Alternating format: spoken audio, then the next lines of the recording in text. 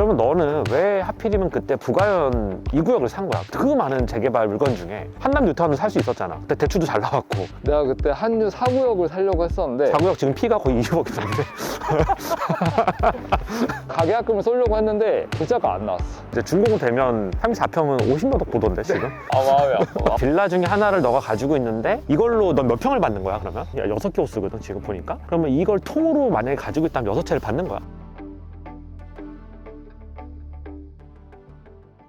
저희는 신촌 이편한 세상을 가고 있는데 여기 신촌 로터리 쪽으로 꺾어서 이쪽으로 가면 됩니다. 여기가 이편한 세상이거든요. 대로변으로 들어가는 게 아니고 이면도로에서 이렇게 들어가게 되어 있는데 이것 때문에 약간 조용하다는 평이 있는데 이쪽은 되게 낙후됐죠. 엄청 낙후됐고 여기는 뭐 신축은 아니지만 그래도 깔끔한 아파트 단지고요. 고조차가 심하니까 여기가 B2잖아요. 근데 자연채광이 들어와. 고조차 심한 데에다가 이렇게 깊게 파기가 되게 좋아요. 공사비가 많이 안 들어 그러면. 네, 저는 신촌 이편한 세상 주차장에 왔는데 여기 사는 제 친구가 있어요. 제 대학 동기가 있는데 얘가 원래 부가현 뉴타운을 샀어. 거의 10년 전에. 되게 오래전에 부가현 뉴타운을 사서 존버를 하고 있었는데 이게 사업 진행이 잘 안 되고 해서 부가현 뉴타운 재개발에 대해서 좀 얘기를 좀 해보고 왜 샀는지 그리고 재개발의 위험성이 뭔지 사업 진행 어떻게 돼가고 있는지 등등에 대해서 얘기를 좀 해보는 걸 하겠습니다. 네, 가보시죠. 저희가 신촌 이편한 세상 여기서 나와가지고 부가현 뉴타운 쪽으로 가려고 하는데요. 여기가 부가현 뉴타운 조합원입니다. 자기소개 좀 해주세요. 터보 대학 친구고요. 그리고 이게 제가 6년 전 영상을 다시 보고 왔는데 터보가 오면서 차 안에서 나랑 같이 공부를 열심히 했던 친구라고 소개를 했던데 얘는 공부를 열심히 했는데 저는 공부를 열심히 안 해가지고 6년 만에 바로 잡습니다를 쓰겠습니다. 네, 한번 들러볼까요? 그럼 일단 부가현 뉴타운 2구역 조합원이잖아. 언제 이걸 매수를 한 거야? 내가 2017년에 매수를 했지. 와, 10년 됐네? 그치. 원래 내년 정도 되면 입주를 할 줄 알았지. 우리 6년 전 영상 보면 너가 5년 안에는 뭐가 되지 않을까 얘기를 했거든? 2027년 맞아. 내년이잖아. 여러분 재개발이 이렇게 위험합니다. 부가현 뉴타운 2구역에 대해서 좀 개요를 좀 설명을 해주세요. 여기가 이렇게 아현역을 기준으로 보면 1번 출구 쪽이 이렇게 부가현 1구역이 있어요. 여기 보이는 뭐 신촌 이편한 세상, 푸르지오 힐스테이트 이런 게 있고 그 다음에 2번 출구 쪽이 아직 전혀 개발이 안 됐어요. 그러니까 아현역을 기준으로 이렇게 왼쪽과 오른쪽이 완전히 다르거든요. 여긴 개발이 좀 된 거잖아. 여기는 완전히 개발이 끝났고 오른쪽인 저쪽은 이제 전혀 개발이 안 된 상황인 거죠. 그리고 이제 아현역 남쪽으로 보면 7시, 8시 방향으로 보면 이제 그 유명한 마레프가 있고 그런 상황입니다. 마레프가 지금 실거래를 보니까 25.9억을 찍었더라고요. 마포에서 지금 신축이 30억 정도 보고 있고 평당 거의 1억 보고 있거든요. 20평대는 평당 1억이고 마레프는 사실은 하드웨어가 별로 좋지가 않아. 마레프 다 갔다 왔잖아. 맞아. 나도 친구 집 많이 가보면 여기도 옛날에 좋은 동네가 아니었고 그리고 조합장이 100억인가 해먹어서 막 감옥 가고 이러면서 난리도 아니었잖아. 거기 생 난리였어가지고 처음에 뭐 순정 마루는 이렇게 막 연필 떨어뜨리면 막 자국 난다 이랬던 가지고 잘 지은 아파트는 아닌데 천장고도 되게 낮고 하드웨어도 되게 안 좋고 커뮤니티도 별로 안 좋아요. 근데도 불구하고 평당 8천을 찍더라고요. 마포에서. 그러니까 사람들이 다 놀랐지. 야, 마포도 이제 이런 시대구나. 근데 재밌는 게 부가현 뉴타운을 너가 2017년에 샀는데 근데 프리미엄 얼마 주고 샀어요? 2억에 샀지. 그럼 지금 프리미엄은 얼마야 지금은? 내가 안 그래도 어제 조합이랑 통화를 해봤는데 최근 실거래가 한 13억에서 14억? 아, 많이 올랐다. 그때는 레버리지도 꼈기 때문에 실자본 투자는 얼마였어요? 그때 어쨌든 전세를 끼고 샀으니까 정말 그 P 2억 정도가 진짜 순수 투자한 거? 순수 투자 2억에 P가 12억이면 한 500% 정도의 수익이네. 실제 에쿼티 대비로 봤을 때는. 괜찮은 수익이긴 한데 또 후회되지. 2017년에 딴 거 할 걸. 왜 내가 재개발을 해가지고. 저는 이거를 이렇게 뭐 수익을 보겠다 산 게 아니라 그냥 이렇게 회사 가기 멀지 않은 동네 실거주를 사자였는데 그러니까 그때 전세 포함하면 저거를 한 4억 8천 9천 요 정도에 샀는데 그 당시에 이편한 세상 34평이 알랄로 8억 5천이면 샀거든요. 지금 실거래 확인하고 오니까 이것도 한 22억 찍었더라고요. 그러니까 14억 올랐네요. 그때도 대출도 잘 나왔잖아요. 17년이면 박근혜 정부가 2016년에 아파트 사라. 대출 다 풀어줄게. LTV 70 팍팍 꽂아줄 텐데 그냥 이걸 샀으면 대출 한 3, 4억 갚으면서 내가 34평에 살면서 그냥 해피하게 살면서 올랐을 것 같은데 굳이 스트레스 안 받고. 근데 나는 아직도 여기에 전세를 살고 있는 것인가. 가볼까요? 그러니까 너가 이 부가현 뉴타운 2구역이 여기서 되게 가깝잖아. 이 동네 오래 살아봤잖아. 그러면 이 동네의 장점과 단점이 뭐가 있을까? 이 동네의 되게 명확한 장점은 서울의 3대 직장인 출근지라고 하면 여의도, 강남은 강남인데 3대 출근지 중에 2군데를 30분 안에 대중교통으로 갈 수 있다. 새벽 4시에 막 RPM 5,000 밟아서가 아니라 진짜 그냥 버스 타고 지하철 타고 30분 안에 갈 수 있다. 그게 이 동네의 가장 큰 장점이고 RPM 5,000이면 되게 느리지 않아? RPM 9,000까지 땡겨야지. 무슨 소리 하는 거야? 저 안전운전 T맵 점수 99점. 그렇고 단점은 이제 아까도 얘기했지만 동네가 되게 언덕이고 아파트들이 워낙 좋아서 평탄화를 한다고 해도 기본적으로 되게 언덕이고 자전거 타거나 뭐 이런 것들이 좀 쉽지 않은 동네. 그리고 상권이 나쁘진 않은데 동네에서 맛있는 걸 먹기는 조금 애매하다. 근데 여기 좀만 나가면 공덕이고 조금만 나가면 합정이잖아요. 내 와이프가 합정에서 병원하고 있잖아. 근데 거기서 퇴근할 때 항상 이 아현역을 거쳐서 퇴근하거든. 여기를 항상 지나간단 말이야. 근데 좀만 가면 합정이고 신촌이고 해서 상권 이어가긴 괜찮지 않아요? 합정까지 조금 멀고 이렇게 버스 타고 광화문을 가거나 아니면 뭐 지하철 타고 신촌이나 홍대 정도를 많이 가죠. 합정도 가긴 가는데 합정은 조금 심리적 거리가 있는? 홍대까지는 뭐 그래 가자 이런데 개취입니다. 그러면 여기는 가장 큰 장점은 사실 여기가 어떻게 보면 신혼부부들이 많이 선호하는, 고소득 신혼부부들이 많이 선호하는 지역일 수밖에 없는 게, 고소득 신혼부부라고 하면 이제 대기업 다니는, 대기업 또는 계열사에 다니는 그런 사람들이 많고, 그 업무 지구가 대부분 여의도랑 그리고 그 광화문, 공덕에도 있고 이런 식으로 모여 있다 보니까 직주 근접은 되게 좋잖아요. 이쪽이 일을 하기에는 되게 좋은 곳이고. 근데 하드웨어가 좋은 아파트들이 많이 없는 것 같아요. 아직까지는 마포에는. 최근에 신축이라고 말하는 그랑자이나 프레스티지자이 요 정도를 제외하고는 아까 말했듯이 마레프도 좀 커뮤니티나 이런 게 좀 아쉽고 신촌 이편도 좀 아쉽고. 그럼 부가현 뉴타운 2구역은 어떻게 진행이 되고 있어요? 지금 왜 이렇게 진행이 느리게 되고 안 되고 있는 거야? 일단 올라가서 얘기하자. 올라가서 얘기하자. 가면서 얘기하죠. 너무 할 말이 많아서. 솔직히 부가현 뉴타운 2구역을 예전에 너랑 촬영을 하고 그 이후에 좀 팔로우를 했었는데 기사가 좀 나오니까 그러고 나서 관심이 크게 없었어서 나도 안 찾아봤었어. 그래서 뉴스를 좀 보니까 이게 이슈가 너무 많더라고 여기는. 그래서 이걸 너가 좀 정리를, 조합원 입장에서. 걸어가면서 정리를 해볼게요. 그때 이제 우리가 6년 전에 영상을 찍을 때 대략 뭐 21년 정도면 관처가 날 것 같다, 관리 처분이 날 것 같다 라고 해서 이제 한 27년 정도면 입주를 할 것 같다라고 보수적으로 예상을 했었는데, 그 뒤에 이렇게 1+1 이슈가 터졌어요. 그게 어떤 이슈예요 그게? 그러니까 이게 지분이 크거나 감평가가 큰 사람들은 이제 대형 평수를 받을 수도 있고 소형 평수를 이제 1+1을 받을 수도 있잖아요. 근데 이거를 이렇게 조합에서는 한 채는 당연히 조합원 분양가로 주고, 만약에 +1을 받는 경우에는 이제 일반 분양가의 90%를 주겠다, 그렇게 했어가지고 이제 총회 의결까지 됐어요. 근데 이제 1+1 조합원들 중 일부가 남은 한 채도 조합원 분양가로 줘, 이렇게 된 거예요. 그러면서 이렇게 구청에 민원도 제기하고 소송도 걸고 이렇게 된 거죠. 아니 이미 총회에서 통과가 된 사안인데 그렇게 될 수가 있어요? 본인들 입장에서는 본인들의 이해관계에 충실한 거라고 할 수 있는데, 구청에서도 그러면 야 조분가로 줘, 이렇게 된 거예요. 구청에서도 그쪽 편을 들어준 거네. 그래가지고 이제 조합원 총회에서는 또 어떤 결정을 했냐면, 야 그럼 그냥 1+1을 없이 가자, 모두가 한 채를 받자. 그러면 감정가액이 높은 사람들이 좀 불리하잖아 그러면. 뭐 그럴 수 있죠. 근데 부가현 1구역의 특징이 뭐냐면 1+1을 주는 기준이 이렇게 규정들을 보면 감평가가 높은 경우에는 당연히 받아가지만 감평가가 낮은데 땅이 많은 사람들이 있어요. 그러니까 이렇게 좋은 땅이 아닌 거죠. 그러니까 땅이 넓어서 1+1의 기준이 되는 사람들이 있어요. 근데 부가현 2구역은 특이하게 그게 좀 많아. 땅은 넓은데 실제로는 감평가는 땅의 가치는 그렇게 높지 않은, 좀 이렇게 도로 쪽에 나 있는 땅이 아니고 저 구석에 박혀 있는 땅들이 많고 막 이렇다는 거지.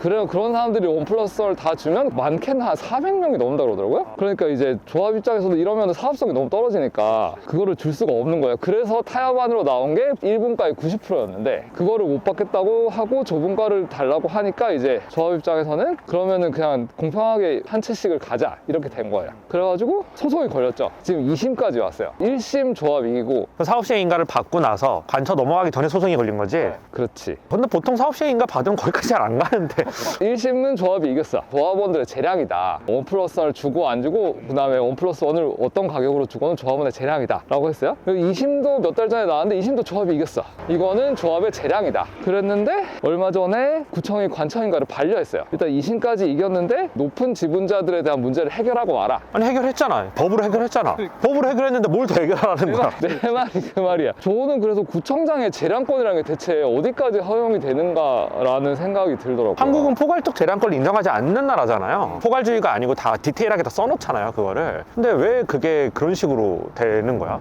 반려하면서 내린 공문을 보면 어쨌든 이렇게 지분 대비 적게 가진 사람들이 있으니까 이 부분을 어느 정도 형평성을 맞춰라라는 시인데, 사실상 이렇게 1+1을 다시 주라는 얘기거든요. 그러면 이제 400명에 대해서 1+1을 주면 세대수 제한도 있고 용적률 제한이 있는데, 그러면 사업성이 완전 똥되잖아요. 그러면 훨씬 더 많은 분담금을 내야 될 거고, 1+1을 받는 사람들은 이득이겠지만 뭐 20평대 쪼개서 받으면 되니까 40평대 안 받고, 근데 나머지 조합원들이 굉장히 큰 피해를 또 보는 거잖아요 그러면. 그렇죠. 기대가 진짜 고지대. 여기 엄청 언덕이야. 엄청 언덕이야. 그러니까 저기가 2구역이잖아요. 여기 철길이고. 철길을 기준으로 이렇게 왼쪽이 3구역이고 오른쪽이 2구역인데 딱 봐도 되게 진짜 열악해 보이잖아요. 그래서 가보면 진짜 빈집도 되게 많고 막 쓰레기도 되게 많고 아직도 사람이 살아? 사는 집들도 여전히 꽤 있는데 좀 위로 올라가면 빈집도 많고 막 약간 공포영화 찍겠다 이런 느낌의 집들도 좀 있고, 공사비 이슈가 한번 이제 극단까지 갔다 해결이 됐고, 또 이렇게 부가현 2구역은 중간에 이렇게 성당이 하나 있어요. 근데 이렇게 성당과 일조권 소송이 붙은 거야. 성당을 포함해서 하는 거야? 성당이 자기들은 재척되겠다라고 해가지고 자기들은 재개발해서 빼달라고 해가지고 구역에서 빠졌어요. 근데 일조권을 보호해달라? 이렇게 어쨌든 아파트들이 주변에 생기니까 우리가 일조권이 침해되니 그 소송을 걸었어요. 야, 진짜 골 때린다, 그거. 근데 그 소송을 성당이 이겼어. 와, 대박. 그게 좀 약간 판례랑 조금 다른데, 왜냐면 우리나라는 일조권을 주거용이 아니면 인정하지 않거든요. 상업용 건물은 그래서 건물끼리 막 1m만 떨어져 있어도 허가가 나오고 그러잖아요. 특이하게 너무 심대한 침해다라고 해가지고 법원이 1심인가 2심에서 인정을 해줬어요. 그러면 이렇게 대법원을 가는 방법이 있고 합의를 하는 방법이 있는데, 이걸 그냥 합의를 한 거야. 얼마 주고 합의했어요? 180억인가? 180억? 아, 근데 이거는 차라리 다행인 게, 이게 성당 때문에 되게 구역이 좀 애매해지는, 모양이 좀 되게 애매해지는 느낌들이 있었는데, 그냥 이렇게 합의하면서 성당을 옮겨주고 새로 지어주겠다고 한 거예요. 부가현 뉴타운 같은 거 상가 이슈는 전혀 없어요? 그 부분은 다 해결이 됐고, 그게 이 동네에서 괜찮은 상권이라고 했던 게 이게 부가현 가구거리인데, 그 부분은 거기를 아예 재척을 시켰어요. 그래서 그 부분은 너네 알아서 하고 뒤쪽만 모아가지고 이렇게 재개발을 하는 거예요. 부가현 가구거리가 아직도 장사가 잘 돼? 안 돼, 안 돼. 아까 전에 우리가 차 타고 오면서 봤는데 사람 하나도 없던데? 주말인데 오늘? 우리가 좀 아침에 일찍 오긴 했지만 평일에 거기로 많이 다녀와도 이제 사람들이 어디 가구거리 이런 데서 가구를 사지 않아. 그럼 거기는 재척이 되면 답이 없는 동네잖아, 사실. 아예 동네를 싹 갈아엎어서 이제 새로 뭔가 상권을 개발하는 수도 있는데 그거 쉽지 않을 것 같지. 불가능하지. 거의 불가능할 거고. 나 정확한 이유는 모르겠는데, 아무튼 그 당시에는 장사가 되게 잘 되던 상황이었고 하니까 당시에 그 집주인들이 반대하지 않았을까? 야, 근데 그거 완전 실책인데, 내가 볼 때? 같이 묶어가지고 재개발을 해서 신축 아파트를 받는 게 그 사람들도 훨씬 더 이득이었을 텐데, 앞으로 거기 임대료는 더 안 나올 거고 더 장사는 안 될 텐데, 어디서부터가 이제 부가현 2구역입니까? 철길을 기준으로 이쪽은 다 부가현. 아, 전부 다 이쪽이라고 보면 돼. 그럼 교회도 들어가는 거야? 이 교회도? 여기는 구역에 안 들어갔던 것 같아. 이 아파트도 안 들어갈 거 아니야? 이 아파트 들어가. 이게 들어가? 경남 아파트라고 부가현 2구역 안에 유일한 아파트여서 이 매물이 좀 인기가 많았던 거. 감정가액도 또 높게 나올 거 아니야, 이게. 다른 것보다, 그치? 새도 잘 나가고 이러니까 투자 목적으로는 이런 게 나왔겠네. 이 매물들이 좀 인기가 있어. 초기만 해도 재개발이 다시 엎어질 수도 있다라는 생각들을 좀 했었으니까. 리스크가 있으니까 좀 싸게 살 수 있었구나. 지금은 뭐 어쨌든 교착 상태긴 하지만 이 사업이 안 갈 것 같진 않으니까 이제 그렇진 않은데, 그때는 이 매물들을 좀 선호했었어. 지금도 선호하지. 그러면 너는 왜 하필이면 그때 부가현 2구역을 산 거야? 그 많은 재개발 물건 중에 한남 뉴타운을 살 수 있었잖아. 그때 대출도 잘 나왔고. 왜 거기를 산 거야? 한유를 샀어야지. 내가 그때 한유 4구역을 살려고 했었는데, 4구역 지금 피가 거의 20억이던데. 나 살 때도 그때는 거기 피가 한 6, 7억 했었어. 원래 비쌌구나. 원래 비쌌어. 한유 4구역을 살려다가 집까지 봤는데 막판에 계좌가 안 나왔어. 가계약금을 쏘려고 했는데 계좌가 안 나왔어. 지금 한남 뉴타운 4구역 같은 경우는 이제 준공되면 34평은 50몇 억 보던데, 지금? 마음이 아파. 어차피 내가 이렇게 실거주로 사는 거긴 하지만 기왕 비싼 데 살면 좋잖아요? 약간 좀 고민이 있었던 게, 그러니까 집을 안 보고 계좌를 바로 쏘는 방법이 있고, 하루 기다려서 집을 보고 쏘는 방법이 있는데, 재개발인데 집을 뭐하러 봐? 그래도 무슨 집을 봐, 재개발을. 무조건 쏘는 거지. 그 하루 차이에 계좌가 안 나오고. 내가 살 것도 아닌데 그때 토호제도 없었는데. 내 말이 그 말이긴 한데, 조용히 해.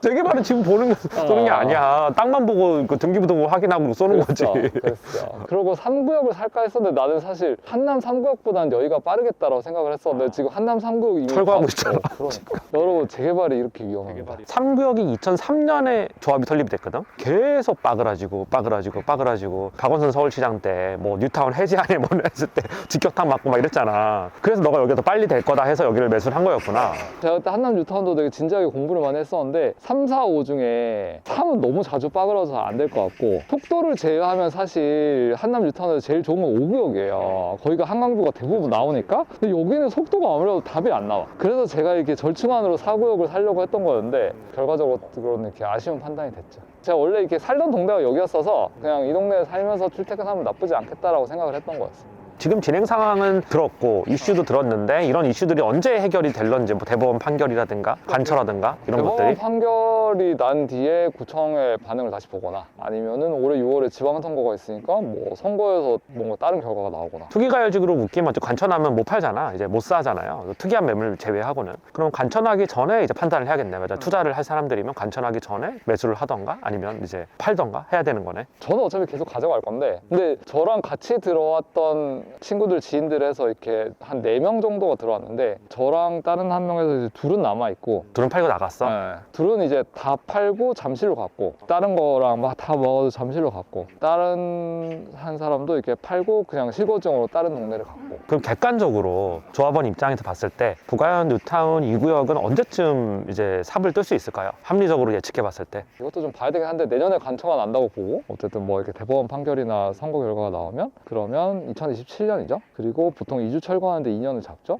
29년. 그리고 짓는데 3년을 잡죠. 그러면 2032년 정도가 뉴트럴한 계획인 것 같아요. 혹시나 내년에 관처가 안 날 확률도 있어요? 뭐 그렇죠. 재개발은 모든 게 가능합니다. 안 될 수도 있고 또 소송이 걸릴 수도 있고. 그러면 부가현 뉴타운 궁금한 게 주변에 마레프가 34평이 25억 정도의 거래가 됐고 실거래가, 그리고 좀 더 신축인 커뮤니티 좀 괜찮은 데가 이제 30억 정도의 거래가 되는 것 같아요. 그리고 20평대로 내려가면 평당 1억 정도의 거래가 되는 것 같고, 여기는 재개발이 되면 투자를 목적으로 한다라고 하면 이 구역을 내가 들어오고 싶어. 그럼 지금 얼마를 투자해야 되고 대출 포함해서 어느 정도의 분담금을 내서 몇 평을 받을 수 있는지 아주 심플하게 34평 내가 사고 싶어. 얼마 들어요 지금? 지금 34평 조합원 분양가가 한 8억 5천 정도 돼요. 층마다 다르지만. 그리고 이게 조금 더 오른다고 치면 어쨌든 아까 말했던 추가 분담금 이슈들이 있을 테니까 넉넉 잡아 10억 정도로 보죠. 지금 피가 14억이죠. 그러면 24억 정도를 사게 되는 거예요. 근데 입주했을 때 아까 말했듯이 매우 보수적으로 잡으면 25억 정도 할 것 같고 그냥 뉴트럴하게 잡아도 20억 후반에서 30억 정도는 할 것 같거든요. 30억은 그냥 넘을 것 같아. 내가 볼 때. 저는 항상 이게 보수적으로 추산을 하기 때문에 그러면은 제가 6년 전 영상에서도 얘기했던 여기가 마레프보단 비싸고 경희궁 자이보단 약간 싼 포지션이 되지 않을까라고 생각을 했었는데 지금 마레프랑 경희궁 자이가 가격이 붙었거든요. 마레프와 경희궁 자이보다는 어쨌든 신축이고 위치면에서 마포구가 아닌 서대문구라는 건 조금 약점이고 대신에 이게 시내로 나가는 입지는 훨씬 좋으니까 좀 더 위에 포지션을 잡지 않을까라고 저는 생각을 하는 거죠. 그러면 30억에서 30억 초반대 신축 프리미엄 감안해서 지금 들어오면 이렇게 24억에서 25억 정도를 써서 30억짜리 아파트를 받게 되는 건데 문제는 이렇게 재개발이 우리는 보통 돈으로 시간을 사는데 재개발은 시간으로 돈을 사는 거란 말이야. 그러면 그 시간이 언제나 이렇게 좀 늘어질 수 있다라는 걸 생각을 해서 그 고민은 좀 하셔야 될 것 같아요. 그리고 지금 요새 이렇게 실투자 금액은 여기들이 보면 알겠지만 다 쫌쫌따리 빌라에 뭐 반지하 이런 것들이라 간평이 싼 데들이 많아가지고 간평 대략 한 1억 초반짜리를 잡으면 34평짜리를 들어올 수 있거든요. 실투자 금액이 한 14억, 15억 정도 하는 것 같아요. 여기는 그러면 조그마한 이런 빌라들 많죠. 다 이거 이 구역이잖아요. 여기 빌라들이. 이런 거 한 호수를 사가지고 간평 얼마 받아서 20평대 받고 이런 사람도 있을 텐데 건물 전체를 가진 사람도 있을 거 아니야. 예를 들어서 이 건물 전체를. 그러면 내가 4개 호수를 가지고 있으면 4개를 다 받나? 아파트를? 한 사람이? 그렇지는 않을걸? 내가 이 물건을 여러 개 소유하고 있다고 여러 개를 받지는 않으니까. 그러면 한 채를 통으로 가지고 있는 사람들은 어떤 식으로 간평이 돼서 아파트를 어떻게 받는 거야 그러면? 그런 사람들은 이제 대형 평수 하나를 가져가는 거지. 아, 그럼 완전 손해네. 쪼개서 가지는 게 훨씬 낫잖아 그럴 때는. 내가 이거 여기서 월세를 나와서 먹고 살아야 되냐, 근데 아니면은 큰 거 받아서 이렇게 뭐 물려주거나 살 거냐의 차이인 것 같은데 여기서 뭐 40평대를 받으면은 거의 한 40억 가게 할 테니까 그 입장에서도 나쁘지 않은 선택일 수도 있을 것 같아요. 이 동네가 이렇게 두면은 계속 어쨌든 월세는 떨어지고 여기가 물론 이렇게 교통이 좋아서 보면은 퇴근할 때 보면은 젊은 회사원 친구들이 여기 이런데 빌라 같은 데 많이 살긴 하거든요. 교통이 워낙 좋으니까. 하지만 그래도 뭐 이 상태가 계속 갈 수는 없으니 재개발 물건 같은 경우는 그러면 어떤 한 건물 구분호수가 돼 있는데 말고 건물이 있으면 간평가가 되게 높잖아. 근데 건물을 공동 소유하는 경우가 있잖아요. 4명, 5명이서 4명이 다 못 받잖아. 어차피 그 아파트 한 채씩 다 못 받잖아요. 한 물건에 대해서 하나가 나오는 거지. 한 물건을 4명이 쪼개 갖는다고 4채를 갖는 게 아니잖아. 그게 아무튼 간평가가 높다 해도. 근데 그 구분이 안 돼 있는 정도의 다가구는 보통 1명 아니면 2명 부부 공동명의 뭐 자식과의 공동명의 이 정도 수준이라 그렇게 4-5명이 쪼개져 있는 경우는 거의 없을 거야. 용산에 그런 경우가 있더라. 지인이 넷이서 같이 건물을 투자를 했어. 근데 이게 재개발 구역으로 묶여가지고 가는데 4채를 받을 수 있느냐? 우리 4명이 샀는데. 못 받지. 구역 따라 다르지만 끽해봐야 1+1을 받는 거지. 그래서 내가 그거를 누가 물어보길래 상식적으로 말이 안 된다. 아무리 감정가격이 높은 건물을 가지고 있어도 4명이 쪼개가지고 받는다고 네 채를 주면 6명이 쪼개갖고 10명이 쪼개 가지면 말 안 된다. 근데 부동산에서 그게 된다고 했나 봐. 그거 거짓말인 것 같다. 내가 확인해봐라. 구청 가서 확인해봐라 그랬거든 내가 그거를. 그래서 재개발 물건을 살 때는 구청이랑 조합에 꼭 확인을 해봐야 돼. 이게 정당한 물건인지. 내가 예전에 한남 뉴타운 3구역 철거하기 전에 한남 뉴타운 3구역을 걸었었어. 그 영상이 있거든 내 유튜브에. 근데 우리가 찍는 지금 부가한 이타운 이 모습이 마지막일 수도 있어. 기록용일 수도 있어. 다음에는 부수고 허허벌판을 보러 오자. 드디어 사업이 진행이 되고 있다. 그리고 입주할 때 우리 커뮤니티는 이렇습니다. 야, 너 입주할 때 되면 우리 나이가 몇 살이야? 나 그때까지 유튜브 하고 있을지 모르겠다. 그럼 부가현 1구역, 2구역이 서대문구잖아. 그럼 아현 쪽도 이런 뉴타운들이 많잖아. 근데 아현동도 지금 사업 진행이 되고 있어? 그쪽은? 그 기생충 찍은 데가 아마 아현 1구역 이런 데일 텐데 거기도 잘 안 되고 있어. 거기도 워낙 세대수도 많고 그 원주민들의 이해관계도 되게 복잡하고 사업성이 잘 안 나. 요 빌라 중에 하나를 제가 갖고 있어요. 빌라 중에 하나를 너가 가지고 있는데 이걸로 넌 몇 평을 받는 거야 그러면? 34평을 받는 거죠. 제가 이렇게 간평이 한 2억 후반 정도 되는데 혹시나 대형 평수를 받을 수 있을까 하고 노렸는데 대형 평수 숫자가 적기도 하고 여기 아까 말했듯이 좀 고지분자들이 많아가지고 그건 안 되고 이 중에서 하나의 호수를 가지고 있잖아. 6개 호수거든 지금 보니까. 그러면 이걸 통으로 만약에 가지고 있다면 6채를 받는 거야? 그건 아니잖아. 그렇지는 않을걸? 그 사람 입장에서는 되게 손해보는 거네. 그런 사람 입장에서는 반대하는 건 난 충분히 합리적인 선택이라고 생각해. 근데 우리나라 도정법상 반대도 안 되잖아. 조합 결정돼서 몇 프로 이상 딱 되면. 조합 결성할 때 이렇게 1인 1표가 아니라 지분을 가지고 하는 거라서 그런 사람들이 반대하면 기본적으로 사업이 못 가지. 엄청 이런 사람들이 많으면. 그래서 여기는 새로 들어온 세입자가 6년째 잘 살고 계십니다. 어차피 나중에 돌려줄 돈이라 전세금도 안 올리고 지금 아마 전세 엄청 올랐을 텐데 왜냐면 빌라긴 해도 동네가 교통이 좋으니까 여기서 걸어서 그냥 아현역 가기 되게 편하게 돼 있던데. 되게 엄청 언덕길을 올라와야 되긴 한데 그래도 어쨌든 2호선 라인에 이 정도 가격으로 지낼 수 있는 게 잘 없어서 그럼 여기 차들은 이거 다 불법 주차 차들 같은데 그냥 이렇게 대놓는 거야? 여기 보면 여기 보세요 이거 여기 야 위험 축대 낙하물로 야야 뭐 떨어지면 손괴시 책임지지 않음. 이 봐봐 이런 거 봐봐 이 떨어지는 거 보여? 떨어졌어. 이거 떨어졌어. 야 이걸로 차에 꽝 해도 책임지지 않음. 그러니까 우리는 책임 못 진다. 니네 주차하는 거는 뭐 우리가 막을 수는 없지만 우리가 뭘 할 수는 없다. 근데 이거 불법 주차장 다 단속을 안 해 여기는. 이 동네에 단속하면 야 거의 뭐 들고 일어날걸? 구청에 양심이라는 게 있잖아요. 대로변이나 이런 데가 당연히 단속을 해도 약간 이런 데까지 굳이? 이게 재개발 현장에서만 볼 수 있는 되게 재밌는 풍경이네요. 제가 가자동 재개발구에 잠깐 사는 적 있었는데 거기도 주정차 단속 안 하더라고요. 아니 그래서 사람이 이렇게 도리가 있지. 세상에 그래도 되게 까칠한 사람도 있잖아요. 여기 다 단속해주세요 이러면 전화하는 사람도 있을 거 아니야. 접사하면 뭐 걸리는데 굳이 이 동네 사람들끼리 그런 사람 되게 많잖아. 그래서 여기 왜 단속 안 하냐고 막 전화하면 단속해야 되잖아. 세상을 그렇게 열심히 살면 제가 할 말은 없는데 저는 이렇게 세상에 법 외에도 많은 것들이 있다고 생각하면서 살기 때문에 저쪽으로 가서 이렇게 저희 6년 전에 영상을 마무리했던 데로 가보시죠.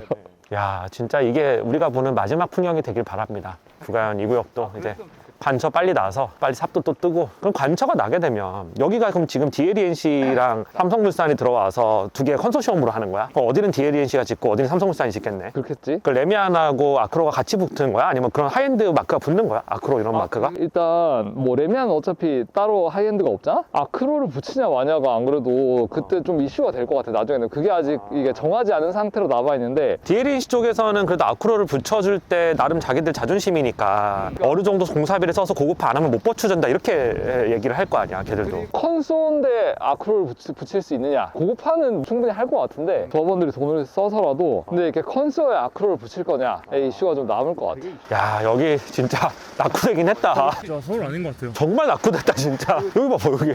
여기 아마 빈집도 있고 그럴걸? 이 위로 올라갈수록 빈집이 많아서 와 진짜 낙후됐다. 한남 뉴타운 3구역이 딱 이랬거든. 네, 맞아요. 아 여기 철길이 딱 보이네요 여기. 이 철길과 저기 건너편 이게 다 다른 구역이잖아요. 저 힐스테이트 있고 프루지오 있고 아까 우리가 저기서 왔었는데 저쪽이 개발이 다 됐고 이쪽은 이게 개발이 안 됐고. 저희가 이제 크게 보면 부가 1구역이고 3개로 나눠서 개발하긴 했지만 여기가 2구역이고 그리고 이제 이쪽은 3구역이고 3구역이 근데 2구역보다 더 느리지 않아? 느려 3구역도 이슈가 되게 많지. 거기도 내가 다 찾아보진 않았는데 아무튼 막 이렇게 온갖 나사리판이 저는 그 생각이 들었어요. 행정기관의 재량권은 어디까지인가. 제가 얼마 전에 읽은 책이 국가는 왜 실패하는가라는 책이거든요. 거기에 보면 비슷한 조건에서 출발한 나라나 도시들이 왜 결과가 이렇게 달라지는지를 분석을 한 거예요. 예를 들어서 뭐 한국과 북한 대표적인 사례를 드는 게 그리고 이렇게 미국과 멕시코의 국경 도시들 이 나라나 국가들이 왜 달라지는가를 보면 결국 이렇게 경제와 정치가 포용적이어야 혁신이 일어나고 발전을 한다는 건데 그 핵심 조건으로 꼽는 게 두 가지예요. 하나는 사유재산 그리고 하나는 법치주의. 누가 와도 내 재산을 가져갈 수 없고 누가 와서 소송을 걸고 아무리 힘이 세도 법원에서 내가 이기면 누구도 나를 손댈 수 없다. 재형복종주의잖아 그게.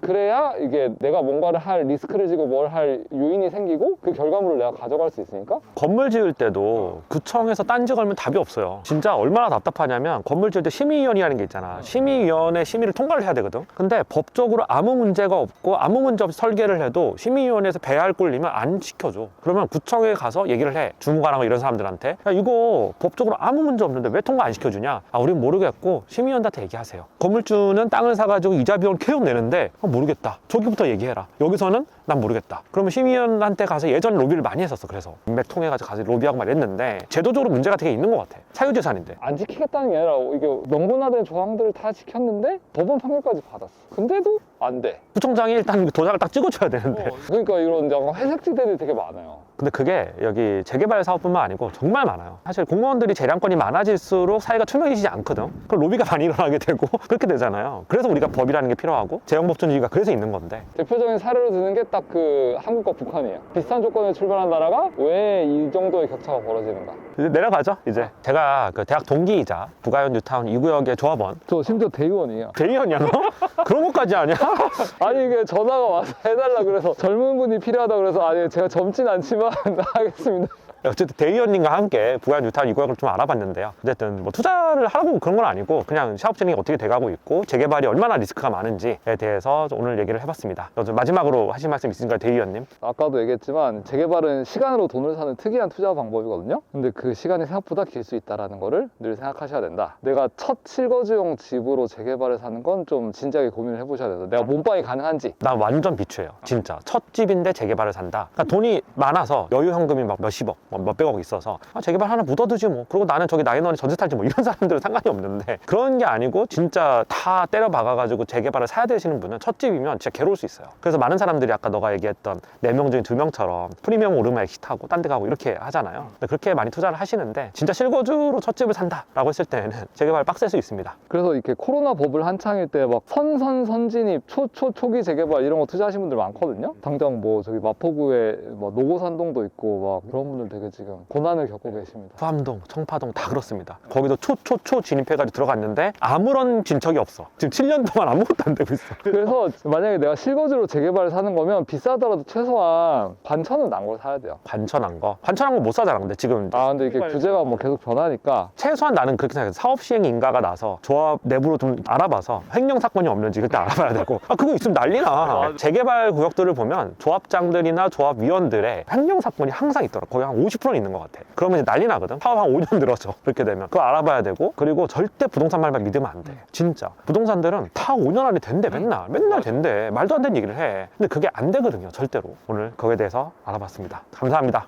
감사합니다. 터보83의 멤버십에 가입하시면 전체 공개로 하기 어려웠던 부동산, 자동차 등 컨텐츠의 더 솔직한 뒷이야기를 볼 수 있고 매주 하는 라이브를 다시 볼 수 있습니다. 파트너 이상 등급부터는 터보83 유튜브에서 다루는 모든 주제에 대한 더 심도 있는 내용을 담은 터보83이 매거진을 제공합니다. 대주주 등급에 가입하시면 이메일로 1대1 질의 응답과 매달 부동산 분석 데이터를 함께 받아보실 수 있습니다. 또한 오프라인 모임 우선권을 드립니다. 지금 바로 가입 버튼을 눌러 멤버십 혜택을 확인해주세요.